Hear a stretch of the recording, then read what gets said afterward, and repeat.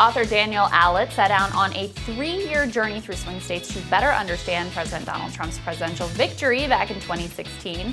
From farmers to students to refugees, Allott shares diverse anecdotes in the new book, On the Road in Trump's America, a journey into the heart of a divided nation. He discovered how the president resonates with working-class voters in rural areas, a group that is often dismissed or ignored by the media. Author and Hill Opinion contributor Daniel Allott joins us now to discuss the new book. Great to have you, Daniel. Thank you for having me. So why did you want to write this? What did you want to explore? Well, I think the 2016 election exposed a real disconnect between the Washington media and much of the country. Very few journalists predicted Donald Trump's rise or his election victory, and it didn't seem like enough reporters were interested in really getting to know who his supporters were. And so I wanted to find out. And so I traveled, I set out on the road in early 2017, and I spent the better part of 3 years traveling among 9 counties in 9 different states and just kind of embedding myself in these communities to get to know these people. So what were some of the places you went and what were some of the stories that you heard? I was in Florida, North Carolina, West Virginia, up through Erie, Pennsylvania, Macomb County, Michigan, some famous places, Iowa, Wisconsin, and then out to Utah and California. And what I heard a lot of the places I went were Obama-Trump counties. They had voted for Barack Obama twice, and then they switched to Trump, places like in Wisconsin and Iowa and Michigan. And what I heard over and over again was that, Trump listened to us, especially in rural places. He listened to what our concerns are. He didn't talk down to us. He prioritized what our priorities are. And that bond, he really created a bond of goodwill and trust with much of Middle America. And I think it's still there. It still exists today. There's been this debate playing out, especially in Democratic circles, about those Obama-Trump voters in particular, or Trump appeal in general with working class voters, where there's this idea that it's either based on economic anxiety or it's based on racial anxiety. What is your view of that debate, and what did you hear in the conversations that you were having? I followed 16 Obama-Trump voters, for instance, over the course of 3 years, having really long, in-depth conversations over that time with all of them.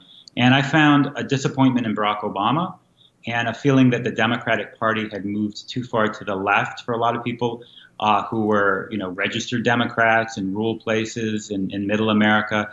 They voted for Obama twice and then just felt like, look, the party has moved away from me. And so now I align more with the Republican Party, and they may not have been totally in love with Trump, but they felt like he was the better option. And they align, if you go to rural places, they're very conservative. They're conservative on racial issues, on support for law enforcement, on abortion, on immigration, on guns. And so, of course, we shouldn't be surprised that they're voting for Donald Trump.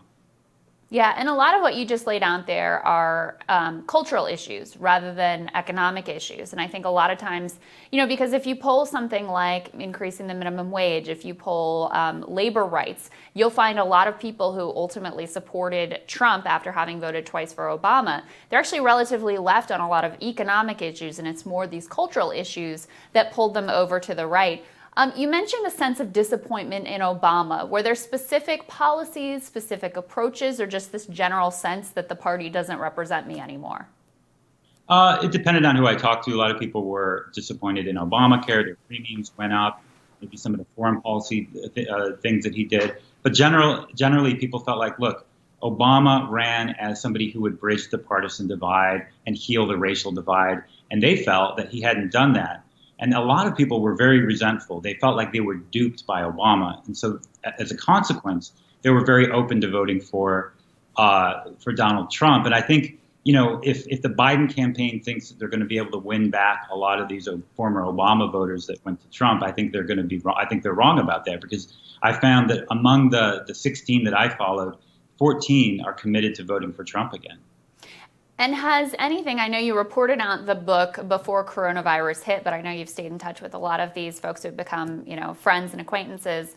Has coronavirus, the president's approach to that, the protest movement over the summer, all the crazy things that have happened in 2020, has that shifted the view of Donald Trump at all?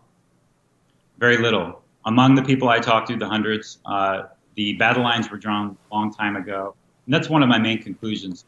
very little has changed over the last 4 years. People who voted for Trump 4 years ago still support him, and those who opposed him 4 years ago still oppose him, and nothing could really shake that support or opposition, even the coronavirus, even all the rioting that we saw, even the impeachment stuff. And I canvassed a lot of the people I talked to during the virus, and if they were Trump supporters, they felt he was doing a great job. If they were Trump critics, they thought this was just one more piece of evidence to prove that he was unfit for office. And so finally, what is your sort of advice for other journalists who want to have a more complete view of the country, more complete understanding even just of this presidential election that is coming up? What's your advice there? And are there sort of undercurrents or things that you're detecting from your conversations that aren't getting a lot of play in the national media? Well, I think to the extent that they can, journalists need to spend more time in other parts of the country, not just on the coasts. And I think media outlets need to hire people who think differently than maybe the Washington consensus and are from other places. If you're an outlet that wants to speak for the entire country and report for the entire country, then maybe hire people who have lived in and grown up in other areas of the country. I think if people walk into the voting booth focused on Trump's policies, I think he's going to win.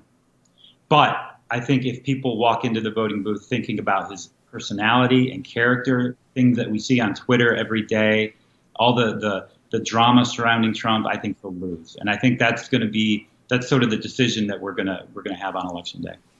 Well, the book is On the Road in Trump's America. Everybody should go and check it out. Daniel Allott, thank you so much for your time and congratulations. Thanks a lot. Appreciate it. My pleasure.